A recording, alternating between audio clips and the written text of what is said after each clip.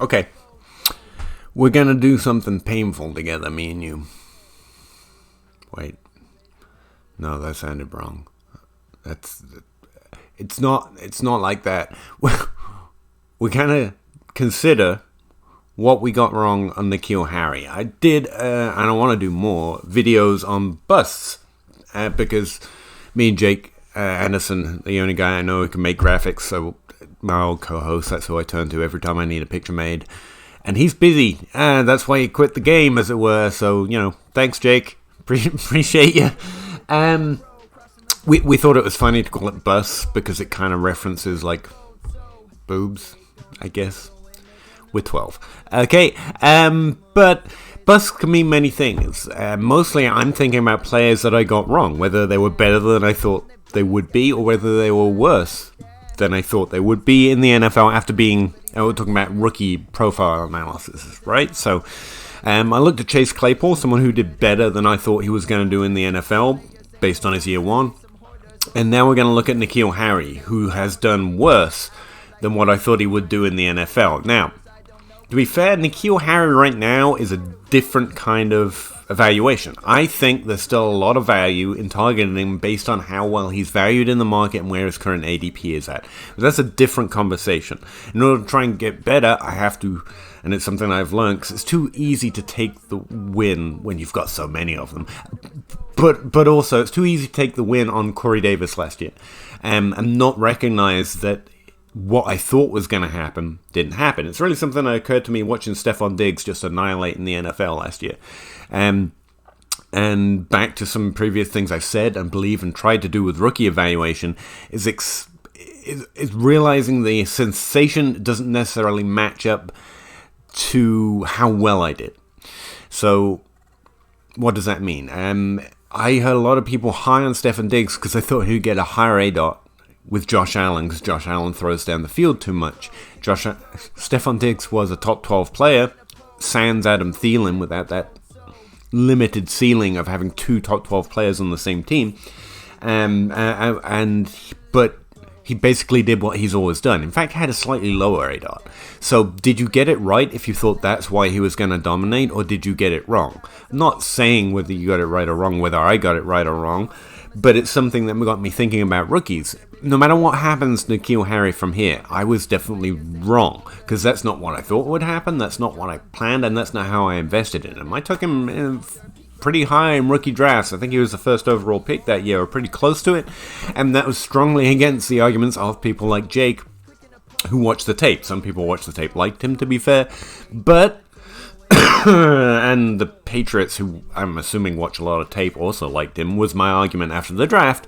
But I got it wrong. This is definitely not what I saw as the medium range of outcomes for NKeal Harry. And even if he's, at this point, he would have to be one of the less likely breakouts to happen after your third year with first round draft capital. Corey Davis is the best we've got, and he had a better second year than NKeal Harry's had anything. So, I've been asked before, and I've talked about before a lot, whether it was just landing on the Patriots, was it just a bad landing spot? After year one, I talked with Zach Reed from the Dynasty Dummies quite a lot about how Tom Brady and Bill Belichick and the Patriots and rookies, and I never really felt comfortable with those. Those are all making excuses for something that's such a small sample size. The minute you start dividing by team and landing spot and coach and quarterback, you're essentially talking about meaninglessness. But I was willing to bet on any narrative because I really liked where we've got a large sample size, NKeal Harry's profile. So it's time to go back, take a look at his production, and see what I maybe missed. Now, importantly, as happened with the Chase Claypool video and a few other players I've thought about doing a video on this series, I don't want to just be like, nothing, I got nothing wrong. I would say the same thing about every bust, because honestly, I do work pretty hard and try pretty hard, and so my understanding of the stats at this point is at a place, I don't want to say like that I don't read much wrong, it's just reality disagrees with me. The results, sometimes you're going to miss, and you're going to be okay missing. I just want to miss at a lower rate. And so unless I made mistakes, I shouldn't have missed anything. So unfortunately, a lot of times I end up looking at players, whether they did better or worse than I thought, and thinking, I'd probably still say the same thing. Sometimes we just don't know. And that's going to be a boring series if that's always the case. With Harry, I think I found something that's interesting, and it's at least not just more of me saying there's nothing else here. He was good in college, he should have been good in the NFL, and he wasn't so far. So, let's take a look at that. Sound decent? No, you already left? Cool, I like talking to myself anyway. This is fine. This is going to be fine. So who is NKeal Harry? I'm down here now, by the way. And I like being down here. The small screen really suits me better, I feel. Who is NKeal Harry? NKeal Harry has played for Arizona State. Whoa. Where'd you go? Why'd you do that? Come back. Thank you. NKeal Harry played for Arizona State for 4 years, and from the age 18 to 20, he broke out at least a 20% threshold. That's in terms of dominator rating at age 18. So he had one of those things. I do have a little bias towards the 18 age breakout nominator, that 18-year-old breakout. Now, as I said before, breakout age is a pretty good indication of their profile, but really to understand the breakout age or get any value out of it in terms of comparing them to past prospects, I do like my table showing the hit rates at different breakout ages and how it's consistent across draft round, because that tells me more about the signal. But if I'm looking at an individual player, I like looking at their actual production. So breaking at age 18 at a 20% threshold and 19 at 30% threshold is great, but it don't mean nothing if... What's the rest of that lyric? No. If the profile doesn't bear that out. And here's the thing about Harry's, it did. These looked legitimate, like he co-opted an amazing amount of volume at an early age and was incredibly productive with it at what some people would consider a slightly lower yards per reception, which does bear out on tape since having listened to a slightly closer line of scrimmage type threshold, less yards after the catch, and also apparently contested catch specialist. But all of the things are kind of developed in part of the narratives that developed after his rookie season, and I see a lot of trying to explain what's already happened, or if you like Latin, which you don't, post hoc ergo proctor hoc type arguments, so I'm going to stay away from him. And my new pre-draft model has adjusted enough to actually put him below Marcus Brown, by the way, but again, that's kind of post hoc ergo proctor hoc, and honestly, there's no year that you could drop NKeal Harry's profile into it, whether it was 2021 or 2020, I wouldn't consider him at least in the top 3 of the class, because it's basically spotless, and I think that's how I reviewed it. Like, whether you look at his market share or receiving yards graph or yards per team pass attempt, he did above average of what every player who's gone on to the NFL and done well for fantasy has ever done. Now, again, that tells you a little bit more about those graphs. Not every player who's gone on to do well has been above average every year in every stat. That's a thing that means that players who have this perfect profile, and I mentioned this when talking about Harry before, that was my concern. Like, not every player is like above average in everything, and if anything, that says there might be ancillary reasons why this player's so far advanced, but that's it makes logical sense, but I certainly can't prove it or adjust metrics for it yet, and so it's just something that I can say. You know, being perfect is almost a bad thing, I guess, but it definitely doesn't diminish my opinion of how productive they were, how much they stood out in the way they produce on the team. So what else can I say? 2 seasons of 1,000 yards, drafted at the very end, like literally the last pick of the first round by the New England Patriots in 2019. Easily crosses 30% thresholds, 40% thresholds. He's, again, above average, above the trend line on those graphs, pretty much everything I looked at. I would say there was a slightly high tendency towards touchdown share. Remember, the dominator rating, this one, is actually a combination of their market share of receiving yards and their market share of touchdowns, and we know touchdowns to be highly volatile and a little less indicative of natural, perhaps presumably, ability or skill. And so I didn't like that even at the time. This 45% touchdown rating, like, that makes me feel all icky. But it mostly makes me feel icky when the yards don't back that up. And the fact he was over 30% of the team's receiving yards, and for his last 2 seasons, over 20% at age 18, like, I'm enamored, right? So this is the part where I break that down more fully, and at the end I say, well, so I got it right. His production's right, reality lies. Basically.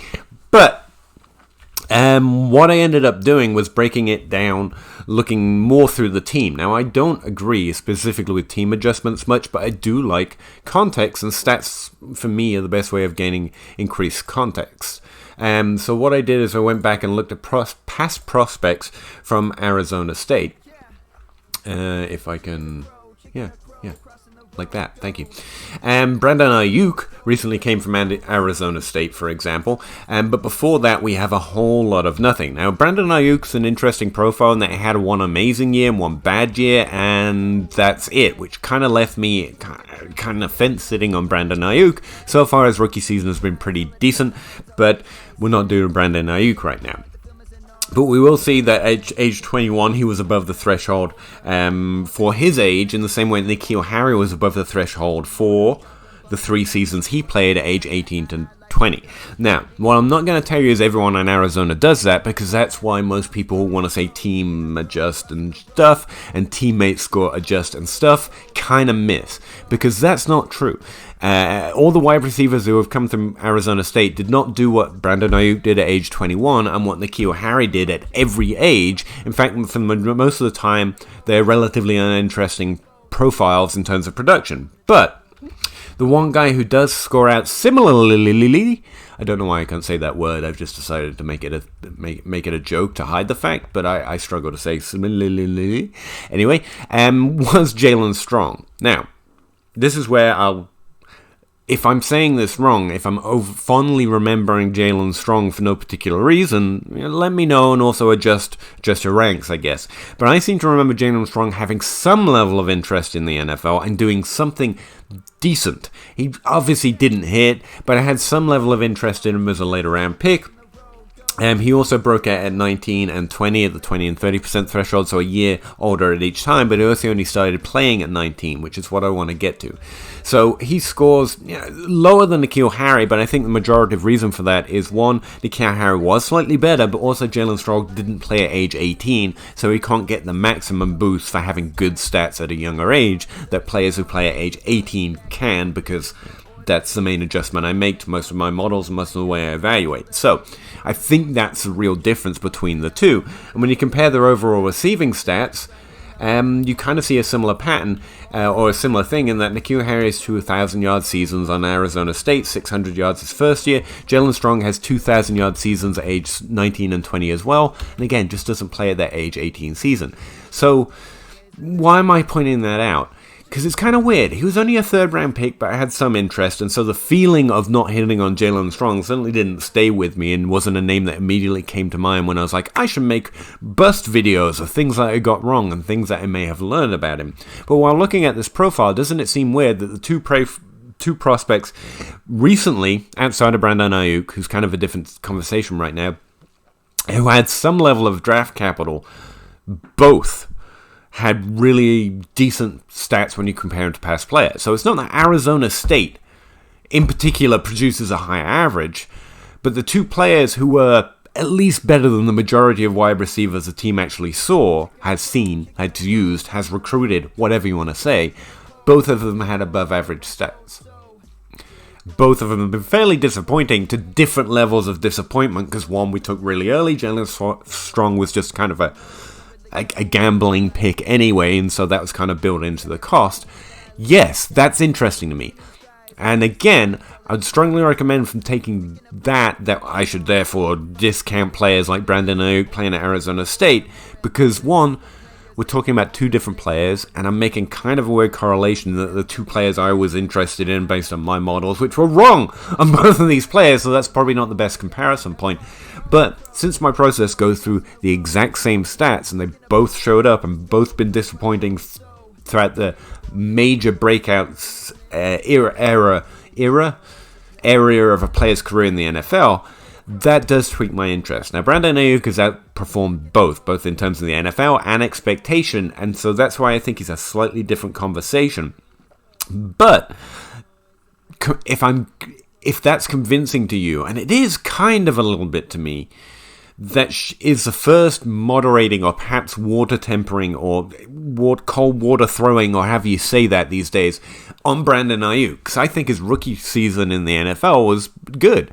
And I think most people enjoyed that season more than I did because I was really fence-sitting and didn't end up with a lot of him, and so I wanted to be down because I really don't like drafting 49er players. I can't tell you how much I don't trust this coaching staff for fantasy purposes, but since then, Brandon Ayuk has been like the forgotten good rookie of the 2020 class. He seems to be the one that's kind of an afterthought. He's showing up right now in a few undervalued and sophomore buy articles because of that, because his ADP is falling, and I take from that so is his trade value. At least his trade value isn't perhaps as ramped up as his rookie season suggests it should be. And this is the first thing that makes me think, maybe I shouldn't be interested in that.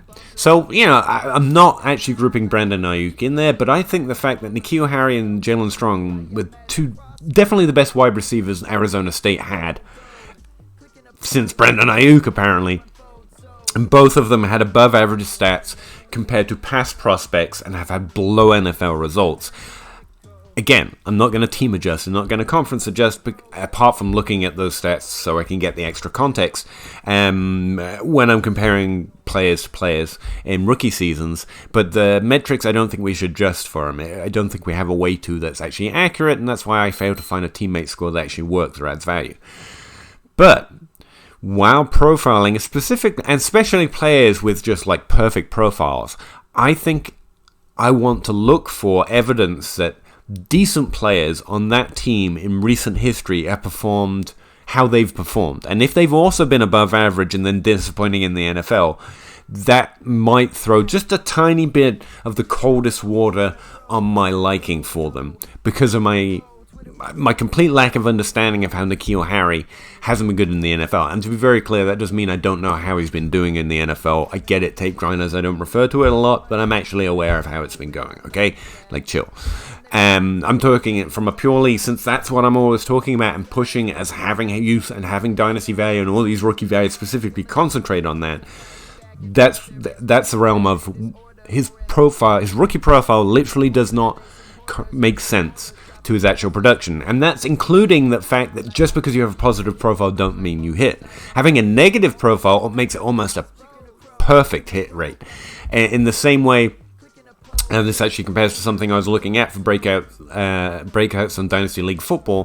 ADP is almost perfect when fading a player after their rookie season at wide receiver. If they drop by more than a round in startup ADP, it's like a 94% hit rate that those players will never have more fantasy points or fantasy value than they have done before that point. In other words, when the market isn't impatient, when we all fade a rookie player in their sophomore offseason, that player pretty much never hits. The few exceptions are like Kenny Britt in year 8, Tyler Boyd, and that fade literally made no sense, and that's kind of what that section of the article was for, and a few others fairly okay kind of hits.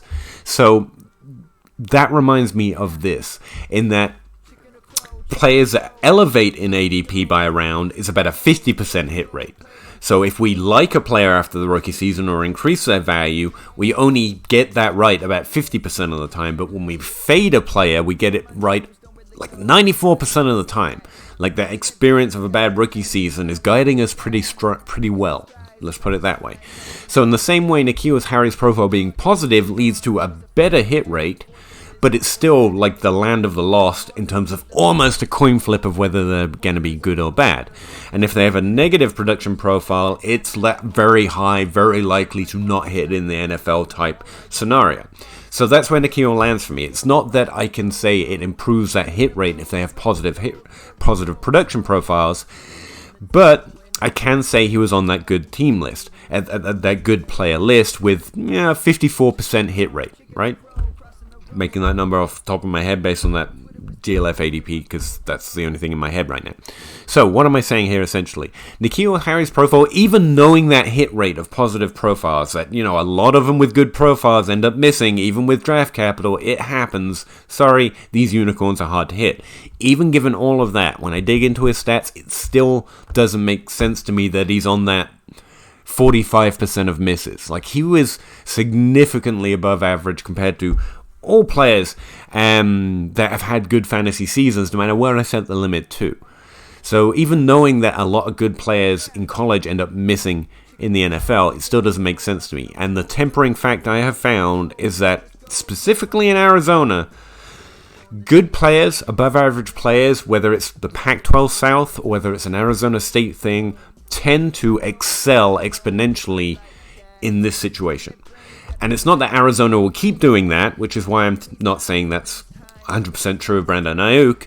It's that is something I want to kind of look at when I see good players on that positive hit rate list, because it could help, maybe push that 54% hit rate up into 55, because we know one player's worth fading, because that team in particular has elevated good wide receivers. I still think NKeal Harry is a good wide receiver, and Corey Davis, and I think Jalen Strong was above average, at least in college as well, and somewhat in the NFL for a third-round pick. He did all right. I seem to remember that. Anyway, and so that's what I found that I may have missed on NKeal Harry, that we can't apply broad. Again, I can feel everyone out there going, that's why you just by team, bro. If you do that 54% hit rate that's still too small gets smaller. I can't make this any clearer. If you team adjust, you do worse. You just do worse. But this is an interesting aspect to NKeal Harry's profile that I want to look at moving forward as well. All right, so that's it. That's I guess I said everything. I could keep saying it, I guess, and make this video longer, because I like talking to myself. I know everyone left early. And here's Jalen Strong and NKeal Harry's profile broken down by years. I thought I'd go there, but instead I just narrativized it. So yeah, that's what I found. That's what I think's interesting. And again, not broadly that team matters. More specifically, in some situations, we can take a lot of use of the word "some" in there. There is a cooling effect on a player's profile if even above average players have excelled above the average of really good players, like Arizona State seem to have been doing before Brandon Ayuk. I think that's worth looking at. Yeah. All right. So let me know what you think. Let me know. I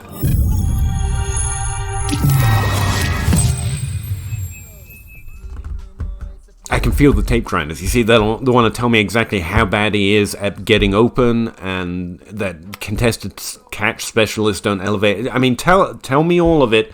Again, it's not that I'm not aware how his play has been going on in the NFL. It's just not part of what I use to try and guess basically what's going to happen and what did happen in the past, because I just enjoy watching football. Like, my eyes aren't as good as you, man. I can't tell you that, and I can't believe in myself that I'm going to see something that provides me insight into what's going to happen. With numbers, I think I have a slightly better shot, but I am interested to see how you think he's played, how you think he's played in college, and what else I may have missed. For me, I think that's the one thing on his profile that could have helped. Maybe just not draft him ahead of a running back. Maybe just not. I probably still would have, but maybe. Yeah, so let me know what you think. I appreciate you checking it out, and see you again next time, I guess. Thanks. Bye.